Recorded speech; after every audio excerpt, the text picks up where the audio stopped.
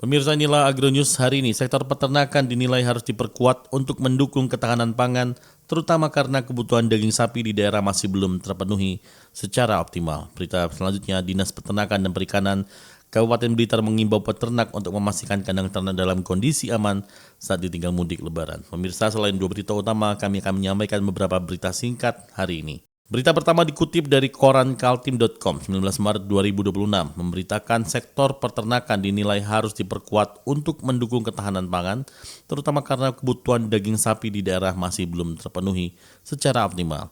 Upaya penguatan dilakukan melalui pengembangan budidaya ternak dari hulu hingga hilir, peningkatan produksi lokal, serta dukungan kebijakan dan investasi agar ketergantungan pasokan dari luar daerah dapat dikurangi dan ketersediaan protein hewani bagi masyarakat lebih terjamin.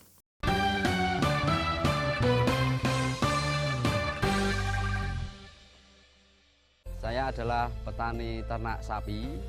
Saya sudah biasa menggunakan produk Eka Farma selama 6 tahun. Produk yang biasa saya gunakan adalah Dokoh. Saya menggunakan produk Eka Farma 2 tahun. Yang saya gunakan mineral kambing. Saya menggunakan produk Eka Farma yaitu Dokoh. Sudah 5 tahun saya gunakan. Produk Eka Farma memang cocok untuk Indonesia.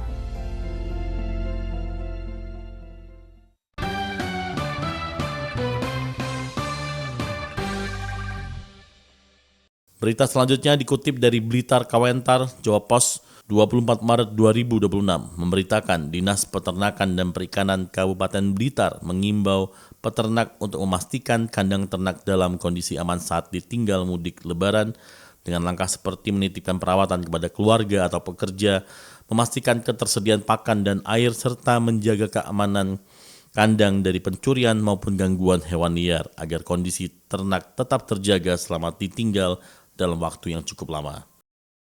Berita selanjutnya dikutip dari Media Indonesia 22 Maret 2026 memberitakan Menteri Pertanian Andri Amran Sulaiman mengklaim stok dan harga pangan nasional dalam kondisi stabil selama periode Lebaran 2026. Stabilitas ini didukung oleh ketersediaan pasokan yang mencukupi serta pengendalian distribusi pangan di berbagai daerah, sehingga kebutuhan masyarakat selama Ramadan hingga Idul Fitri dapat terpenuhi tanpa gejolak harga yang signifikan.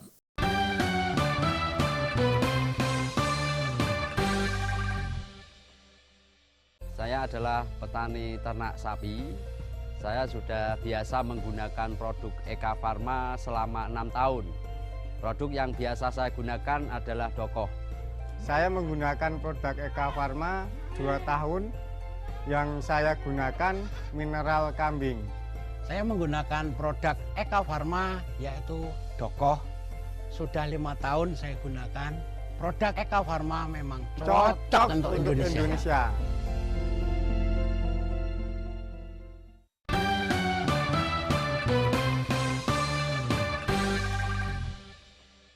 Berita terakhir dikutip dari borneonews.co.id 25 Maret 2026 memberitakan harga pangan di sejumlah daerah mengalami kenaikan signifikan dengan cabai rawit merah menembus sebesar Rp104.000 per kilogram. Kenaikan ini mencerminkan tren fluktuasi harga bahan pokok menjelang periode Lebaran, di mana beberapa komoditas lain seperti beras, daging, dan minyak goreng juga mengalami perubahan harga akibat dinamika pasokan dan permintaan di pasar. Sekian berita Agronews hari ini, sampai jumpa.